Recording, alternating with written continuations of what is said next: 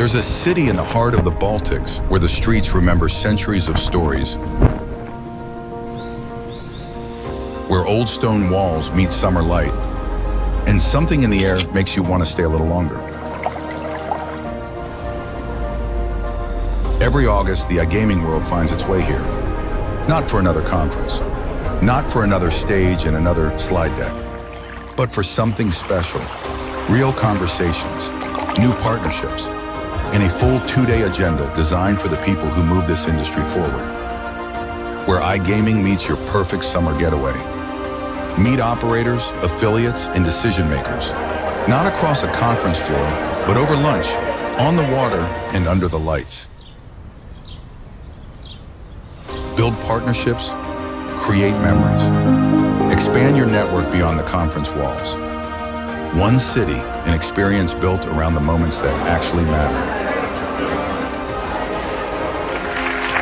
ACE Alliance Riga, August 6th and 7th, 2026.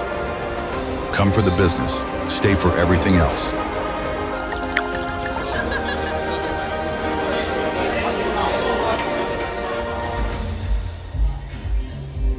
Secure your pass now.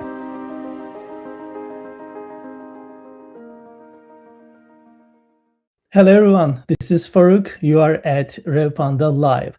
If you're following our media closely, you know that we have done 4 podcast episodes about the World Cup 2026, and along with the podcast, we also delivered you plenty of guides, articles, and educational materials for affiliates, operators, B2B providers on how to make the best out of the biggest sporting event in the world history.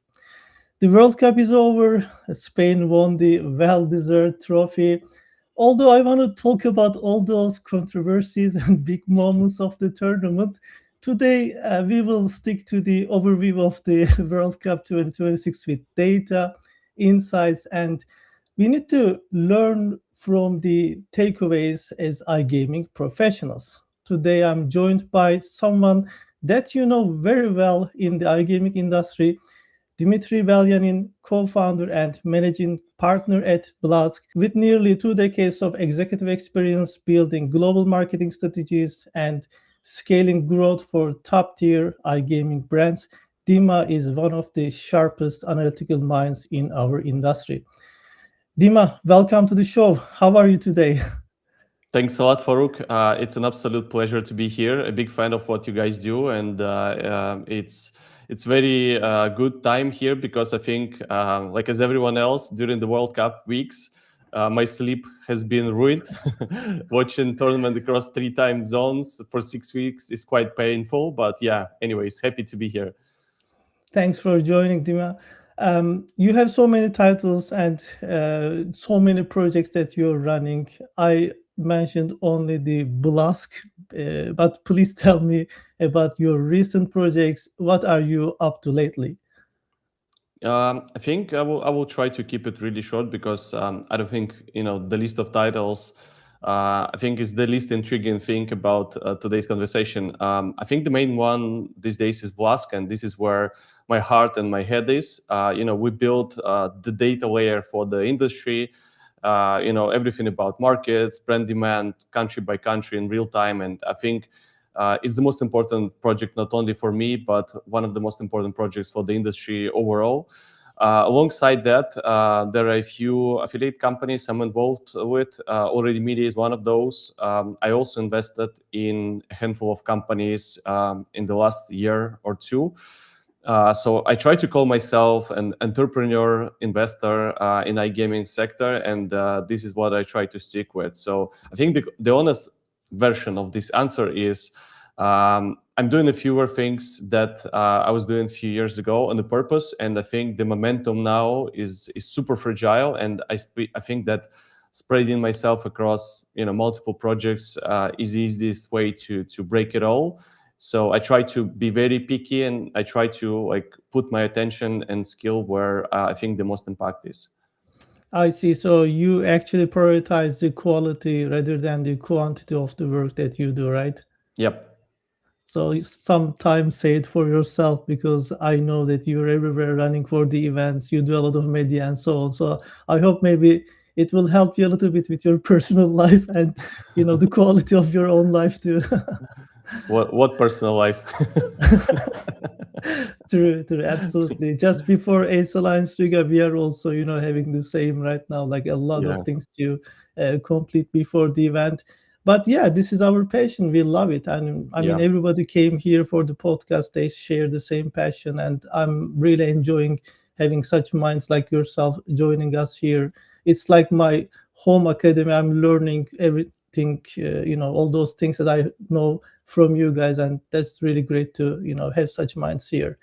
Dima, I'm curious which team you were supporting at this World Cup. You live in Portugal, so I'm assuming it was Portugal, right? yeah. I mean, to be honest, this is the first time in forever when I was so confident that my home team will win, and it was a very heartbreaking moment when we didn't. I was like a fan of Brazil since day one. When the first time I saw football was actually during the World Cup, when my grandpa was watching Brazil in 1994 playing. I don't remember. I think against US or someone.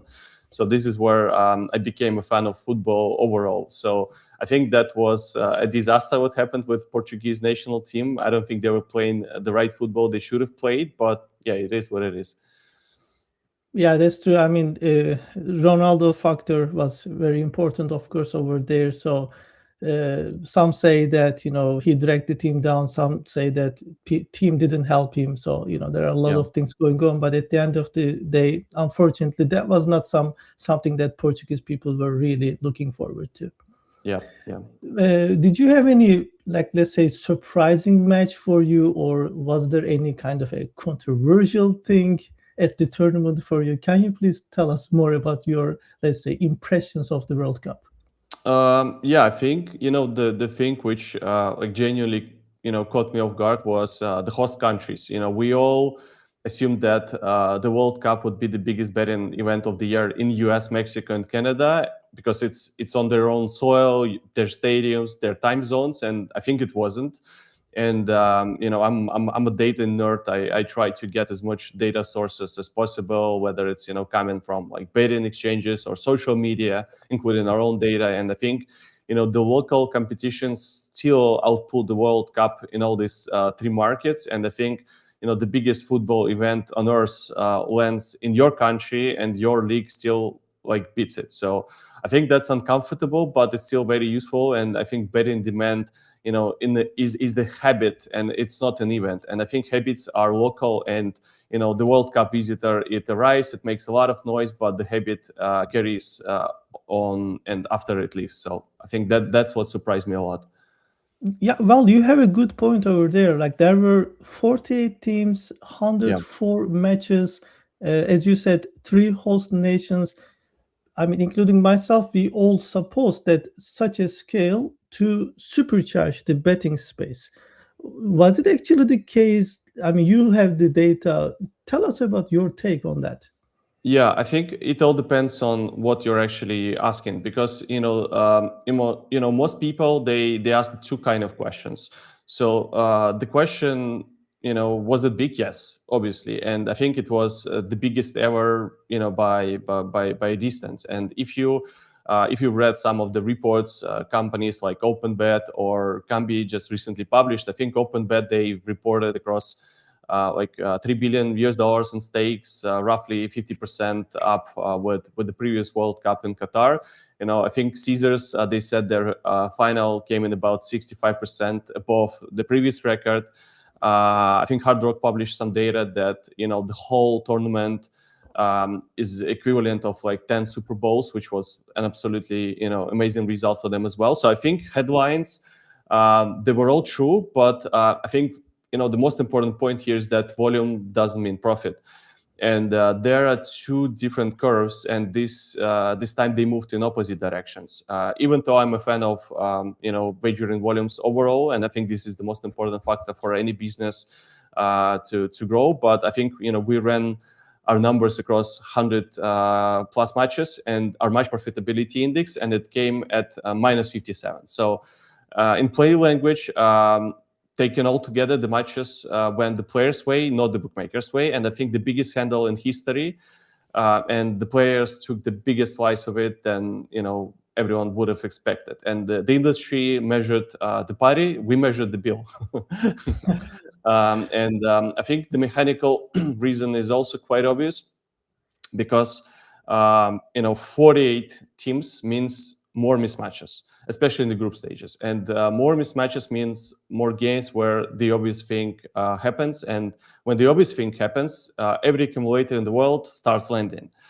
And players don't beat books by being clever. They beat books when reality is boring and predictable. So a bigger tournament isn't automatically a better tournament for the house. It's just the longer one with the bigger handle. Overall, the books didn't win, like as I mentioned, and I think across 104 matches, our index came out player favorable. I think the question you ask is a really good one, because I think 2 matches, they kind of explain the entire business model of the tournament, and they actually both sit on the opposite end of each other. So the best match for bookmakers, I mean, this is obvious. And when I first joined the industry, some of my teachers back then, he explained that when the game finishes with 0-0, this is the match where everyone makes a lot of money. So that game was England against Ghana. It finished 0-0, and that single game scored plus 8.8 in our index, which is like the absolute max. And the opposite side of things, and it also kind of confirms my thinking that players won a lot. The worst was New Zealand against Belgium, 5-1, full of drama, minus 10.5. So you put these two side by side, and you understand the industry. Goals are expensive, and drama is expensive. Everything a fund wants costs bookmakers money. Because crowd always bets the same way: favorites, overs, big names to score. So the house doesn't really lose to underdog. It loses when the obvious things land happily and loudly. So I think goalless draw between 2 big names is the perfect product, and everyone tunes in, everyone bets, and nothing happens. I'm enjoying all this data, and our viewers can actually follow them all on Blask, so you can go ahead and subscribe. And you guys also prepared an exclusive World Cup report for your cooperation with Ace Alliance. I think it will be published pretty soon. I'll drop the link in the description.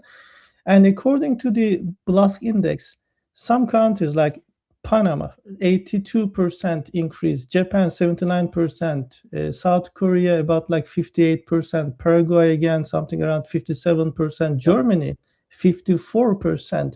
They increased the betting volume during the course of World Cup.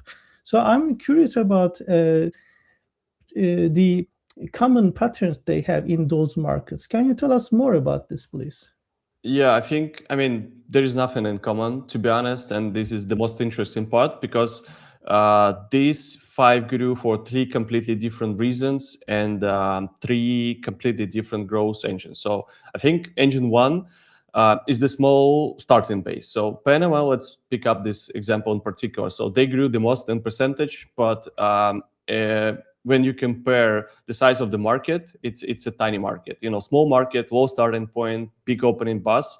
So the numbers, they look spectacular, but in reality, they're tiny. So 80% growth on a small base can be less than real money, in terms of real money, than, let's say, 1% in Brazil.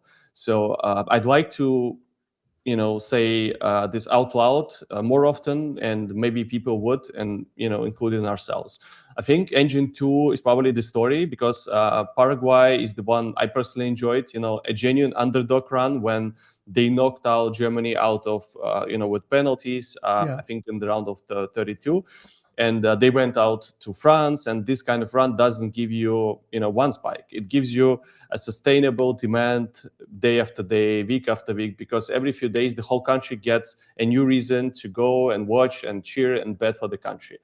And I think engine 3 is the culture, and Germany is probably the most impactful example here, because Germany grows in every major football event, regardless of what happens on the pitch. Plus 14% in 2018, plus 9 in Qatar, and then plus 10 at the Euros.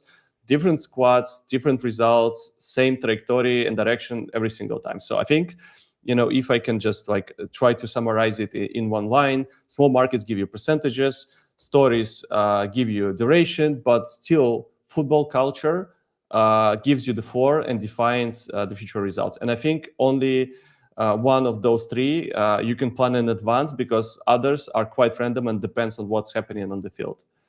Absolutely, I can immediately catch this from the other data that you were also mentioning in the report, which is 24 countries. They had actually their peak betting interest during the group stage.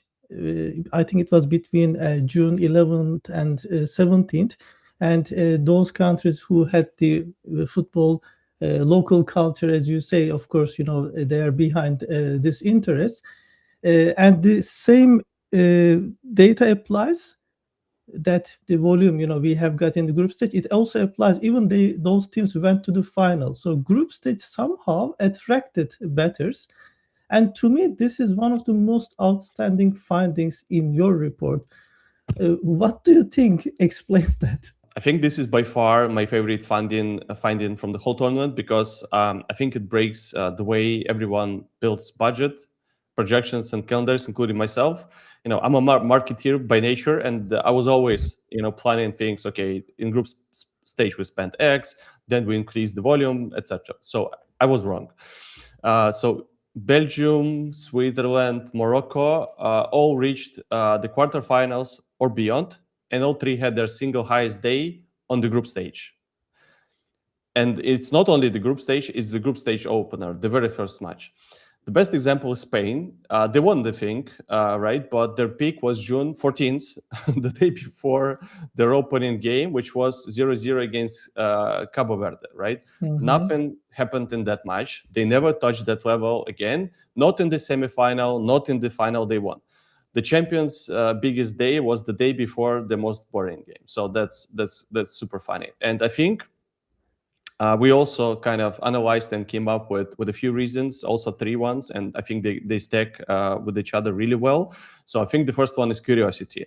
The opening week is the only moment when the tournament is the blank page. So every team is alive, every story is still possible. That's the most bettable emotional state there is, and not excitement, it's uncertainty. So I think this is the thing number one. Second, everyone forgets about this one. Supply. In the group stage, you have 4 matches per day, 48 teams, thousands of markets.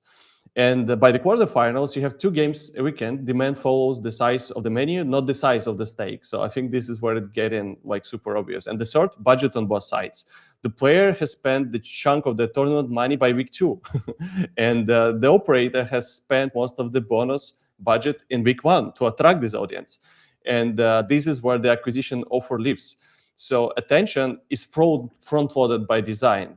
And the peak is where the drama is, because the peak is where the calendar is the fullest, not when you reach the final. And for me, like, it was the eye-opener moment, because I was never looking at the numbers that way. And I think most bookmakers, they should start preparing far in advance before the tournament, winning their share of voice, rather than, spending throughout the tournament and trying to win the wallets, which are already empty. As you talk about the calendar and the peaks, you have a very striking case in the Blask report, which is Argentina. We all know that probably they are the most controversial team of this tournament. And some people were asking me, hey, do you think that the operators who lost their newly acquired players faster than Leo Messi's reputation? So I said it's really hard to say. Yeah. But in that data, in that particular case, you guys found out that the demand for betting in Argentina was on the highest peak on June 20th. But it wasn't because of the match. It was because of the national holiday in the middle of the group stage. And there was also a second peak. I think it came on July 9th. And that was also another holiday. So I guess it was Independence Day. And even on the final day, we witnessed that the betting demand was 63% below the tournament's peak for them. Do you think that the fans actually saved their budget at the final match? Yeah, so I think you're totally right because I think the biggest genuine football-driven day for bettors in Argentina was July 4th. And I think we've correlated it with the extra time win over Cabo Verde. Strong but not the peak. So, if you look at the numbers throughout the distance, it all falls off a cliff because when they beat Switzerland in the quarterfinal, within 2 days, demand had dropped 72% from the peak.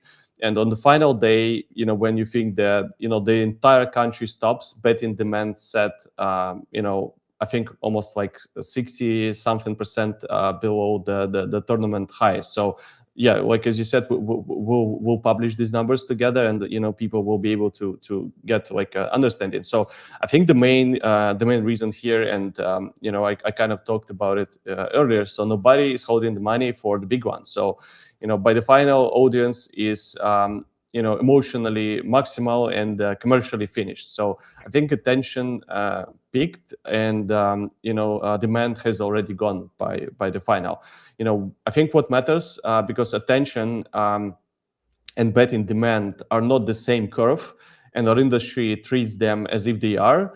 But the people who did say the budget for the final were the operators. That's the funniest thing, and that's what made them a very expensive mistake. On the final day, they introduced peak prices. Every single time when you have the highest auction in PPC advertising, when every competitor in your country is bidding on the same attention, the same keywords, audience has already gone, and their accounts most likely empty. So I don't think that's the user acquisition, and you just pay for the rent, which people already kind of had. So I think the public holiday in the middle of the group stage gives you the opposite. When people are home, people together, people relaxed, phone in their hand, and with time and money. So that's a betting day for me. It's a perfect combination. So nobody is bidding against you for it because it isn't in anybody's media plan. So that was a very big finding for me. So I think the rule which I would write on the wall: buy the calendar, not the fixture. And this is very important, and Argentina is the perfect example.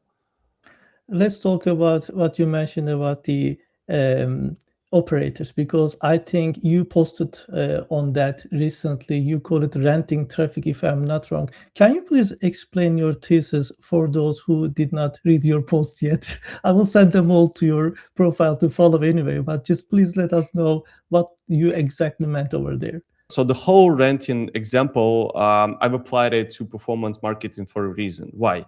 It's because you access Meta or Facebook, and you just bid against your competitors. You spend money to actually show your ad in front of the customer, which is going to be visible for a day or two, or whatever the timeline of you running these ads.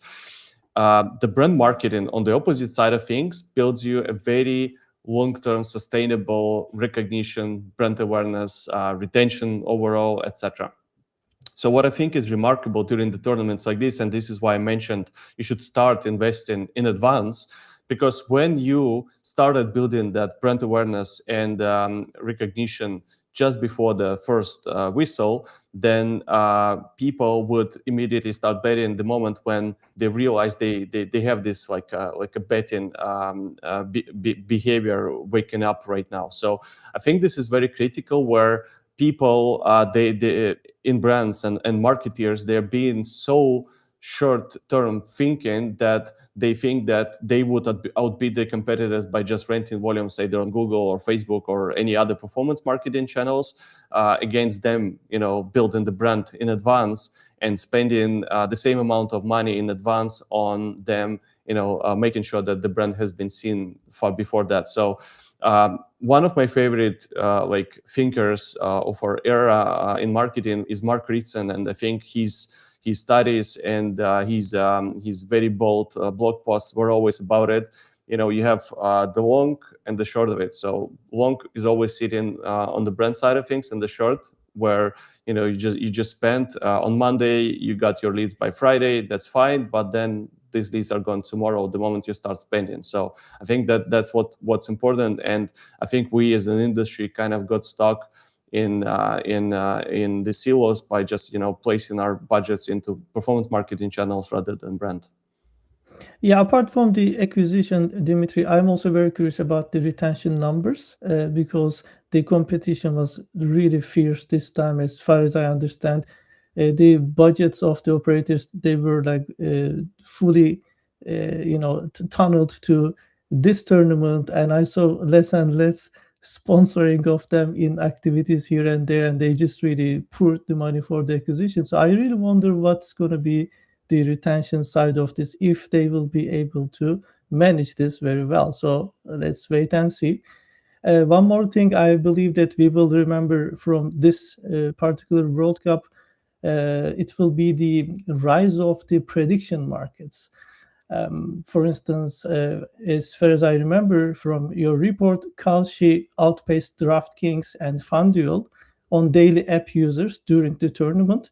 And also, you have a section on the prediction markets. And according to your data, it exceeded betting operators in the US during the World Cup. Do you think we are actually witnessing a structural shift from the traditional betting to the prediction markets?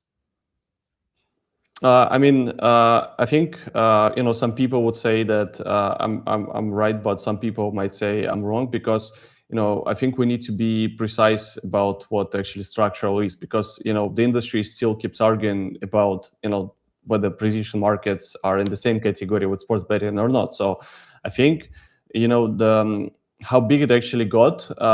Is for me kind of remarkable because prediction markets demand ran more than 40% of the pre-tournament baseline.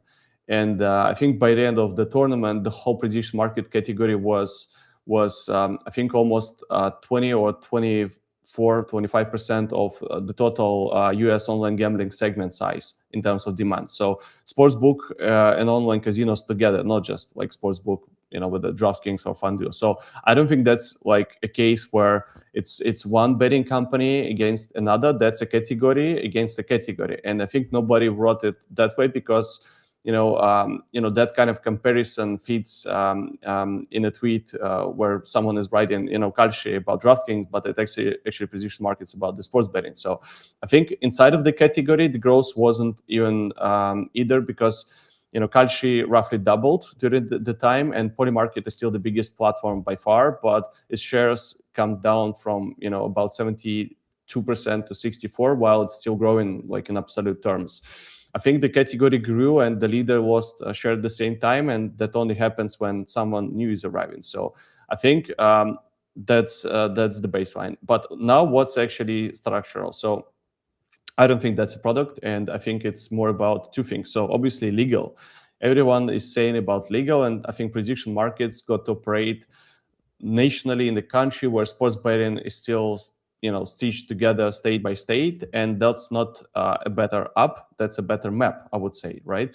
I think two are the people themselves. Sports books sells entertainment, prediction markets sells feeling of being right, and I think the same wallet, same completely different, same self-image, and plenty of people who would never call themselves gamblers, but are comfortably calling themselves traders. And I think this is where it's a very thin line between two, and it sometimes in some countries it's very even like problematic to openly say that you're a gambler, right? And I think the whole like stigma of gambling is also a very important element here, and I think that framing is worth more than any feature you could ship in your product.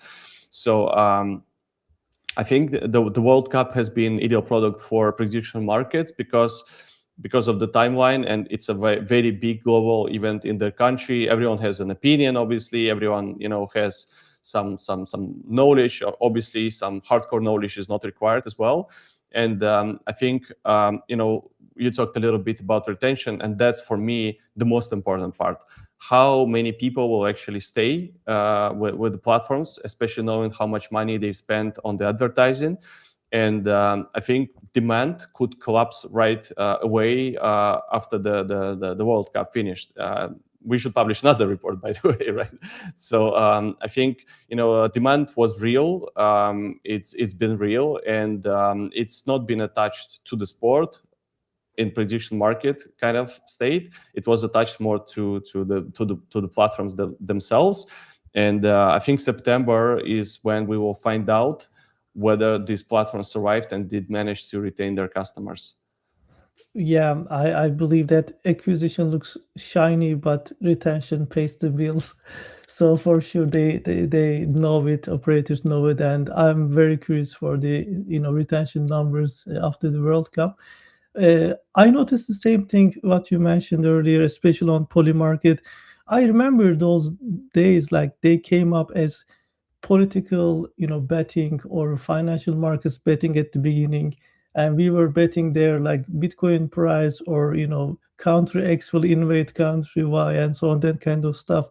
And one of my guests during a previous World Cup podcast told me that now it turned to about like 80% sports betting. So I don't know if these are the current numbers, but Yeah. I guess there's kind of an evolution to that direction. What do you think it means for the operators in the future? I mean, if you can look at what's happening in US, everyone of the mainstream ones, they pretty much have their own prediction products as well, and it's a very smart way in how you kind of with your existing brand expand your product lineup and try to increase the share of wallet plus attract the mainstream users. And I think what it naturally become, I mean, the whole prediction market segment is that whatever is happening in the world, people would have an opinion, right? And people would want to prove them right. So if it's sports, the most important, the loudest thing happening in the world right now, then it will be sports.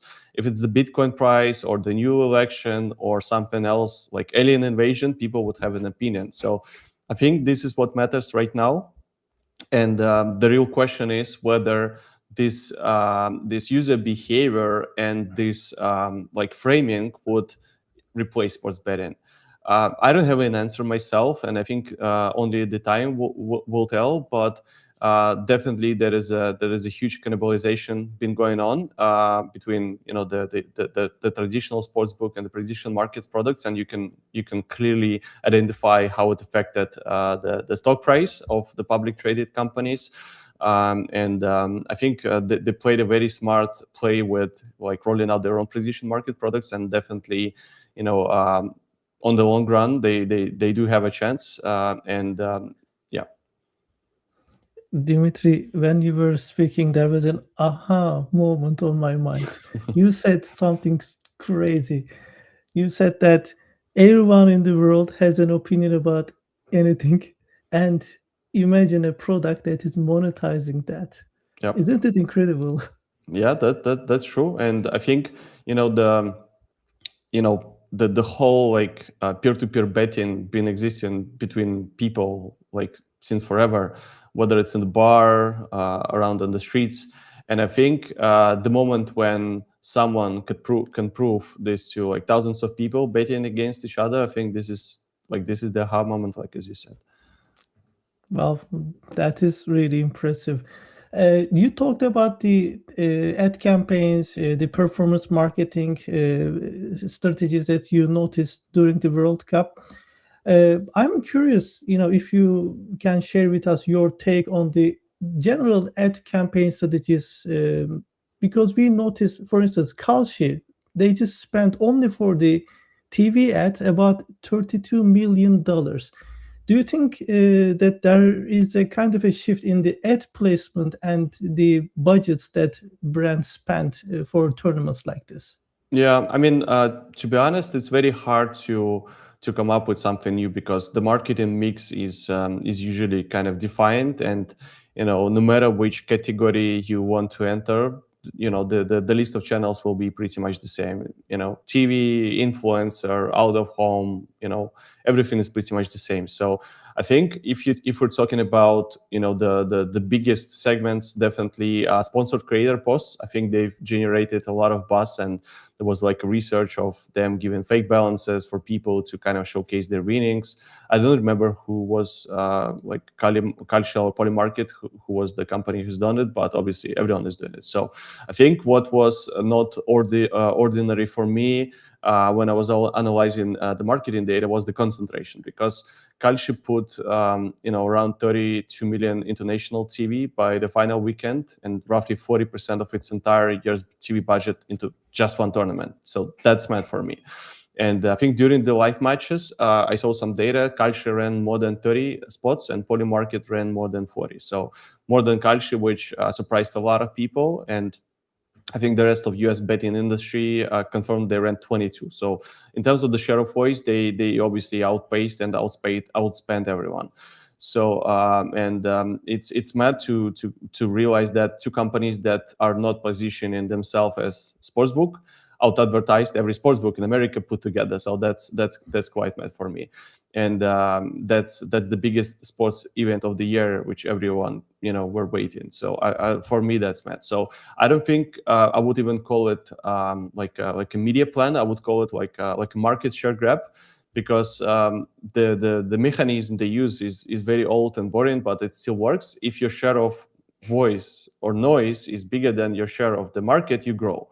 And if it's smaller, you will shrink. So for 6 weeks, two brands owned naturally, nearly all of the noise in the category, and they don't formally belong to this category. So the question is this a shift? And I think this is where I think I would try to connect you to something which I was arguing throughout the year, the whole rent concept, because like as we discussed, performance marketing is the rent, and you don't owe the audience, and you just rent access to it, and landlord will set the price. And Kalshi Polymarket is a very clean demonstration of it. So they rented, the rent bought them exactly what they wanted, not the ownership, but the long term, the short term lease. And I think this is where, like as we discussed already, we'll see how it reacts on the retention numbers.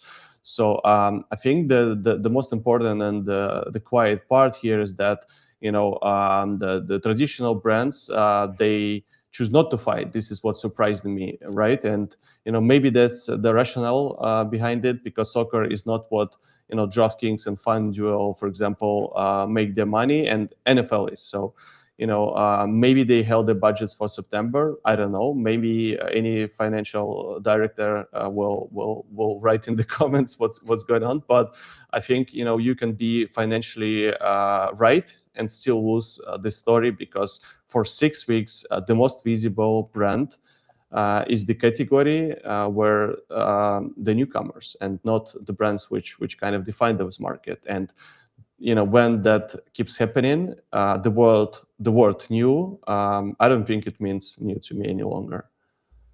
I see. I understand the ad spend part of it, the channels, the distribution, and so on. But let's also talk about content. Based on your observation, what kind of content got consumed the most during the World Cup? Also, maybe we can add before World Cup, and we didn't have the data yet, but after the World Cup, we also would like to observe, what was the outcome. Can you please share your own observation and what type of content really worked during the tournament? Mm-hmm. Yeah, I think I would try to mention two lists, and I don't think they barely overlap. And I think the gap is actually the whole story of the media in our industry, because what got consumed was very fast and opinionated content. Reaction, argument. I think during the tournament, the audience has no patience, and they want to know what just happened and what, and they try to consume it ASAP. So I think when someone wants to create something, wins the one who created it already while you're thinking about it. So what brands wanted to place in front of the audience, on the other hand, was calm, safe, and evergreen. Preview pieces, sponsored explainers, things that would still be true in October, and I don't think it was the right strategy. So I think the media were running two products at once. So the thing that got read and the thing that got paid for, and I think very few outlets managed to make those the same object pretty much. So I think if you look at the list of memes the tournament generated with like Haaland or Messi, obviously a lot of buzz with the Neymar return. So I don't think that was something you could be prepared for, and I don't think it's also like a know-how, but I think it's a very practical lesson. So if you want to be placed and read at the same time, you need to bring the technologies which nobody else has right now. And I don't think it's more about like monitoring or being fast paced, and I just think it's more about your content marketing, and the way you understand your audience and understand what your audience would consume, because everything else is content marketing. And I think competing with actual like football match for someone's attention, and the football match will always win, and you just kind of replacing the gap in the middle with whatever you might come up with. So so long story short, I think the most reactive situational content, which is fast paced, opinionated, was the winner here. And the second bucket of the content, which was the long form opinion about something which you think would be evergreen, definitely lost this battle. I noticed the same thing. Those serious bettors, they were reading those long text format tipster articles, and they were really like looking at them. And as the content formats, I noticed also YouTube, like those long hours, conversations about the next match, who would win, and stuff like this. I think YouTube got a good share over there. Yeah. And user generated content came up. A lot of AI generated Yeah. content also came up, that even football teams themselves, they posted some videos that they generated with AI. I think during the next World Cup, we'll be talking about a completely different content stories. I'm really, really curious about that.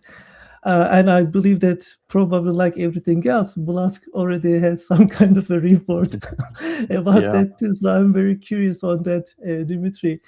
Yeah. Before, So, sorry yes, to go interrupt. I ahead. think you Yeah. you mentioned the brilliant thing about the AI content, because I would like publicly admit that I was wrong, that assuming that people would never consume AI content the way they done during the World Cup. Because if you can look at some AI generated stories about like Cristiano Ronaldo's last pass, or this incredibly viral Haaland and Vinicius driving Yeah. in the car, like all that AI generated stuff, I think it kind of showed us that it's no longer actually the way the video was created, but it's still the same creative, the same thought, the same idea, what actually makes people consume the content. So I think it's no longer medium, or it's no longer actually the way the content product was created, but it's still more about the creative, the idea, about the whole like story behind it. So I think the AI content, like as you said, is something which is here to stay. And I think I would even encourage more people to try to create content using AI. Regarding the AI generated content, Dimitri, what really hit me was the producers were not those multi-billion dollar media companies and so on. Anybody, literally anybody who has a Twitter account would just come up with something, and they would just publish, and it would get viral. So that was for me really remarkable to observe. Because as you know, right now in the SEO space, right, like those big publishing houses, Yeah, even the newsletters, they are dominating the keywords even in our industry. So it is really right now hard to reach there unless you do super organic forum style SEO content writing. yeah, So right now with the AI, we are seeing completely different. So I'm wondering when those big guys will be actually catching up. It is pretty interesting times, honestly. Like literally anybody can have 100,000 plus followers the next day with a simple AI generated video. true. Incredible. So let's talk about your plans, yourself a little bit before we wrap up the show, Dimitri. What's next for you? Where's your focus headed from here? Yeah, I think the whole idea for me is to, like as I said, to try to narrow my focus and to try to empower as many people I interact with in my portfolio companies. So it's less being operationally involved, but more being a mentor, a shareholder, a very strong addition to what the team got, and inspire and try to give more tools to people. So I think I became quite obsessed with AI, and not just for the sake of buzzword, because sometimes you speak with people and they clearly have no clue what AI is. And we've been incredibly blessed, like me and Max Tesla from Blask, to be at the forefront of AI for a very long time. So yeah, I think Blask has been one of the main focuses for me, and especially after we sold the operator brand, it became a very obvious for me that AI is the next big thing in the world, no matter what the category is, and I try to bring as much attention and effort to it. So the second thing is the media company which we got out of Menace. It's becoming a real firepower right now. We've generated a few billion worth of impressions in June and July during the World Cup, so it's been a great run for us as well. I try to experiment a lot with the content as well, try to see where people's attention heading towards, and it's been a very interesting journey so far. And I think one very important idea which I recently came out with is momentum is super fragile, and it takes very little to break it and very long time to rebuild it. So the older I kind of get, the more suspicious I'm on the new things, and the more interested I am in finishing the old ones, and especially when the momentum is all-time highest. So yeah, I think that was the main observation for me in the last few months, maybe even a year or so, and especially after sticking to like a lot of healthy routines and cleaning my mind and understanding what the focus is, it became very obvious for me. Yeah, that's amazing. You also inspire me. I need to do some, cleaning around my focus areas too. So yeah, that's good. I agree. It is important to be sharp on what you want to do. And I don't know if this is the right way to say it. You follow the industry, but I think you are, building the industry. You're one of the, key people here Thank you. that watching the trends and everything. Where should people be keeping an eye on you these days? Like, tell us what you're reading, watching, or listening to yourself these days. Mhm. Um, I read a lot of Substacks. To be honest, I think I have probably 20 to 30 various ones. So I read a lot of the industry stuff. I absolutely like Earnings Plus More and what the guys are doing. I think they have like a few ones. Uh, Obviously, the LinkedIn for me being one of the main sources of daily knowledge. I think it's becoming a little too overcrowded these days, and I try to visit it less. I have a lot of people just like saved in my bookmarks. I revisit them every few days just to see what is the new thing they came up with.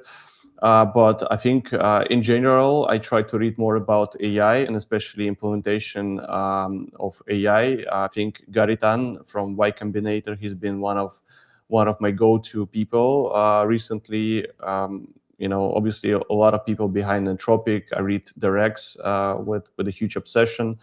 But yeah, I think the way kind of AI allowed us to consume information these days is more lenient me towards to create like a list of sources and then create an environment and a toolkit which will help me to consume them in a more curated, organized, and less time-consuming manner, and to be able to extract as much knowledge in a shorter period of time. So I would say my current kind of go-to list is probably 40% industry people through Substacks, LinkedIn.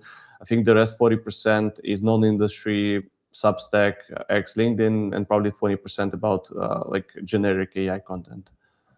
Well, I can imagine your comments, about the LinkedIn part, because I see a lot of AI generated comments and stuff like this. So yeah, Substack is probably really a safe and good place nowadays to follow content.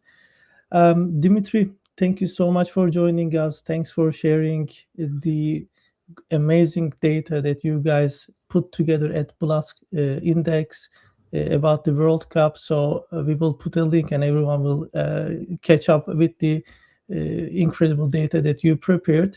And apart from that, you shared your insights, your observations. It means a lot. Thanks for joining us and sharing all the knowledge. Do you have anything else to add and maybe share with our audience today?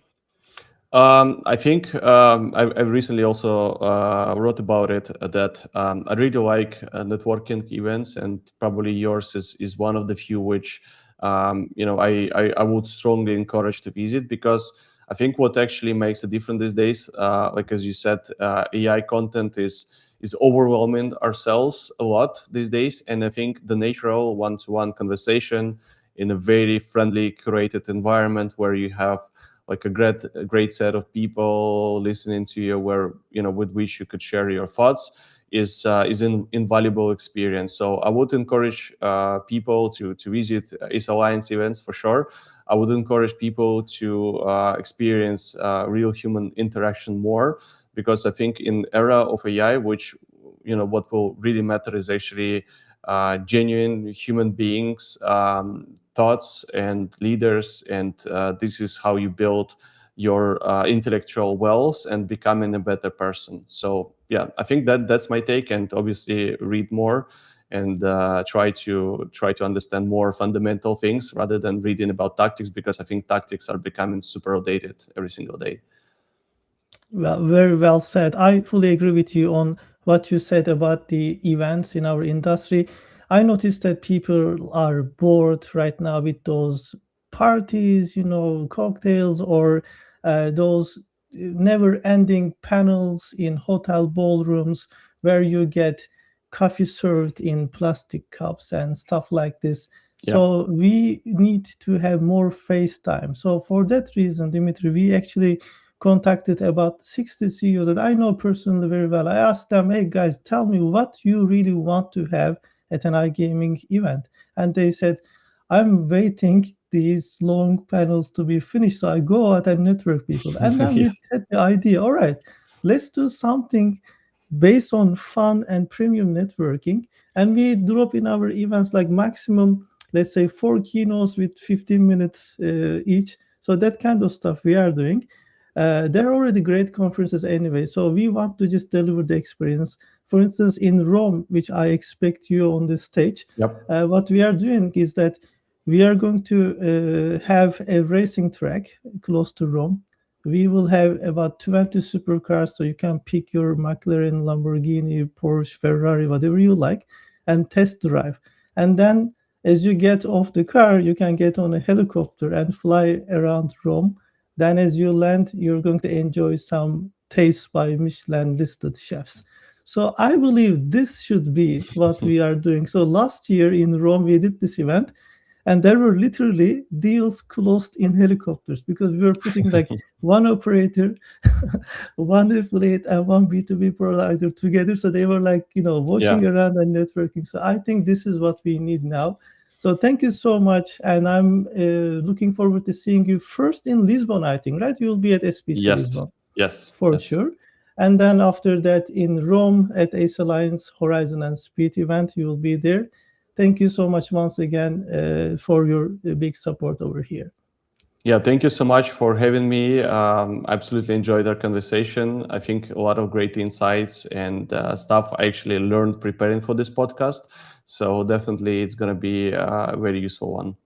Amazing. We'll have the other ones coming up as you publish more and more reports at Blask. Thank Everyone, you. thank you for joining. Make sure you subscribe and follow us on our YouTube and Spotify channels. Don't forget to also follow us on our social media. I will see you all at the next Revpanda live session.